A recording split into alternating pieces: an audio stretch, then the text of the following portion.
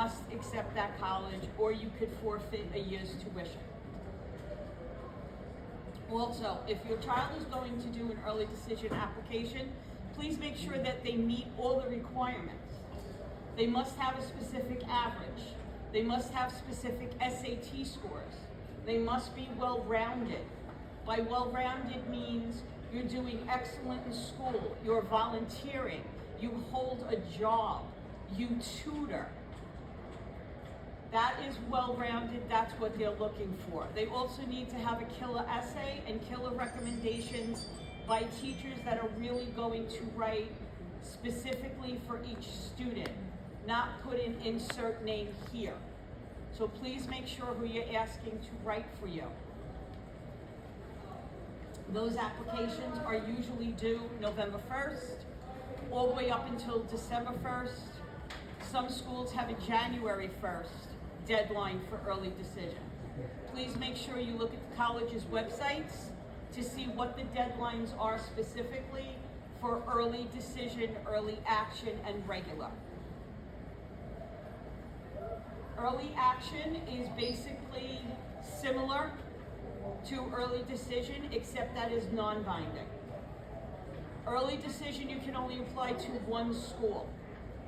Early action, you can apply to as many schools as take early applications, and you are not binded to go to that school.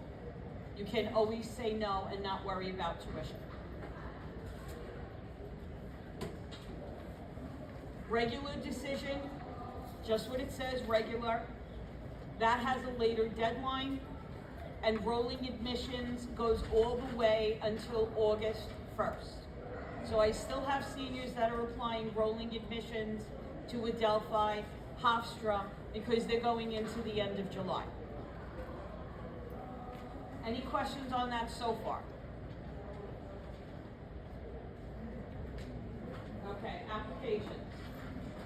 So like I said, the Common App is a maximum of 20 schools. If you are fee waiver eligible, they will give you up to 20 fee waivers for the 20 schools. Once you hit that max, you are now liable to pay for the fees for the school applications. They range, every school has a different one, so they range anywhere from $50 and they could be over $100 for the application fee. Like I said, it's more than 1,000 colleges that now take the Common App. It is one specific application that the student fills out biographically with the parents' information and theirs, and then the supplements will be individually specific to each school. So you'll have a dashboard with all the colleges that you put on there, and then you'll go into each school specifically, and it'll tell you what you need to do. If you need to have a writing supplement, if you need to have a personal statement, if you need to have an essay. And you'll need to send all these things in by the application deadline. Application for the Common App opens up on August 1st, 2025. That's when you could go on to commonapp.org. You can see what the essay prompts are going to be, and you can start filling out the application. You will also have to match the Common App to your Naviance account. In order to do that, when your child lists all the colleges that they're applying to, okay, they're going to go into the Common App, put all the applications all the colleges that they're applying to. Then they're going to go into their Naviance account. They're going to click on colleges I'm applying to. And there's going to be a red banner that says match accounts. Once you do that, not me, but whoever will be me, will be able to see everything, all the schools that you're applying to on the Common App, on Naviance. We will not be able to see any personal information whatsoever. So whatever you put onto the Common App that is personal, we do not get to see that. All we get to see is the colleges that you will be applying to, what the deadlines are. Please make sure when you're doing your social security numbers or your OSIS numbers, they are correct. One little digit off can cause a very big problem. Once you submit something to the Common App, it cannot be changed. They will not go back in and change it for you. So please make sure everything is correct.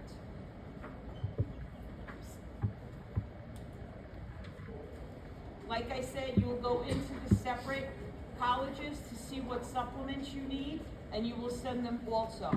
Some of the schools will have it where the application is due on one date, and your essays, personal statements can be due 2 weeks later.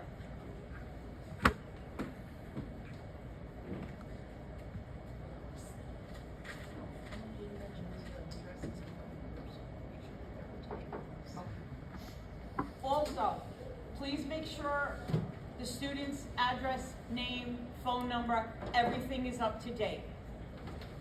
Once we start uploading transcripts into the system, if anything is incorrect, it has to be redone. Everything must be corrected before your child graduates. Once they graduate, we cannot redo a diploma. They cannot redo the transcript. They will not be able to go back into ATS to do a name change, an address change, phone number, anything. So please make sure everything is correct. If you are moving in the middle of the year, please make sure they bring the proper documents to Ms. Ng so she can change it in ATS. These are the prompts for the Common App essay. Usually they're the same year to year. They give you 7 different topics that you can use to make an essay.